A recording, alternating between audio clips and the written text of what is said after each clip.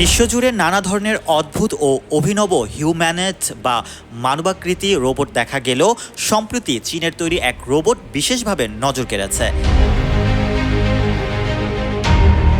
এটি নিজেই নিজের ব্যাটারি পাল্টাতে পারে, ফলে এটি সপ্তাহের 7 দিন দিনরাত 24 ঘন্টা কাজ করতে সক্ষম। ওয়াকার S2 নামের এই রোবট তৈরি করেছে চীনের কোম্পানি ইউবিটেক। রোবটটির উচ্চতা 5 ফুট 3 ইঞ্চি এবং ওজন 95 পাউন্ড, যা একজন ছোটখাটো প্রাপ্তবয়স্ক মানুষের মতোই। রোবটটির মুখে একটি ফুল কালার ডিসপ্লে রয়েছে, যেখানে কাজের অবস্থা সম্পর্কিত তথ্য দেখানো যায়, যাতে রোবটের পাশে থাকা মানব কর্মীরা সেটি সহজে বুঝতে পারেন।